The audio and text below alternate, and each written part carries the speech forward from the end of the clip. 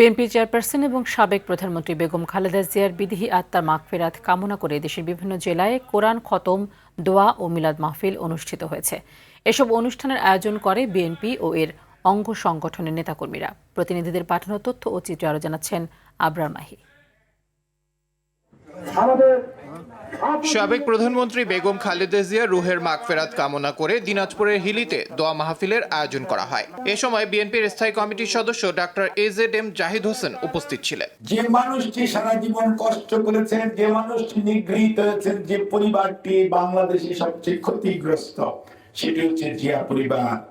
কাজেই সেই পরিবারের জন্য, সেই পরিবারের সদস্যদের জন্য সর্বোপরি বাংলাদেশি জাতীয়তাবাদের আদর্শ উদ্বুদ্ধ নেতা কর্মী ভাই বোনদের দায়িত্ব হচ্ছে আগামী দিনে দেশের মানুষের পাশে দাঁড়ানো এবং দেশের মানুষকে ঐক্যবদ্ধ করা, দেশের স্বাধীনতা সার্বভৌমত্ব টিকিয়ে রাখা। নরসিংদীতে বেগম খালেদা জিয়ার রুহের মাগফিরাতের জন্য দোয়া মাহফিল অনুষ্ঠিত হয়েছে।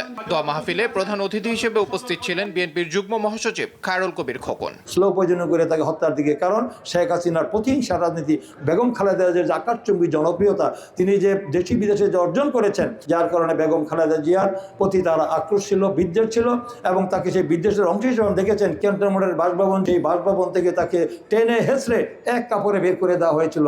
বরিশালের সাবেক প্রধানমন্ত্রী বেগম খালেদা জিয়ার রুহের মাগফিরাত কামনায় দোয়া মোনাজাত অনুষ্ঠিত হয়েছে। এ সময় বরিশাল ৫ আসনে বিএনপির প্রার্থী অ্যাডভোকেট মোহাম্মদ মুজিবুর রহমান সরোয়ার সহ বিএনপি ও তার অঙ্গ সহযোগী সংগঠনের নেতাকর্মীরা উপস্থিত ছিলেন। বিএনপি চেয়ারপারসনের আত্মার মাগফিরাত কামনায় যশোরের মনিরামপুরের উপজেলা ও পৌর বিএনপির আয়োজনে দোয়া মাহফিল অনুষ্ঠিত হয়েছে।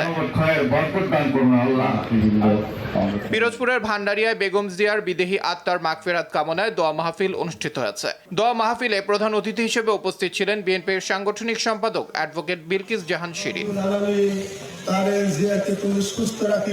নড়াইলের লোহাগড়ায় সাবেক প্রধানমন্ত্রীর বিদেহী আত্মার মাগফিরাত কামনায় দোয়া ও আলোচনা সভা অনুষ্ঠিত হয়েছে।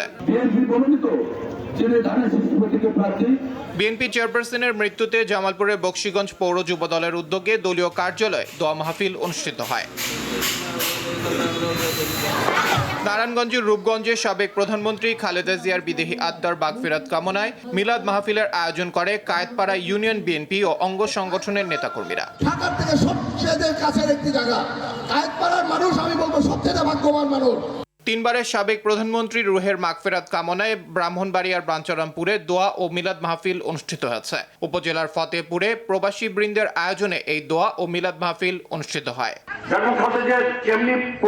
রাজনীতিকে চিরতরে বর্জন করেছেন। আবরার মাহি, RTV।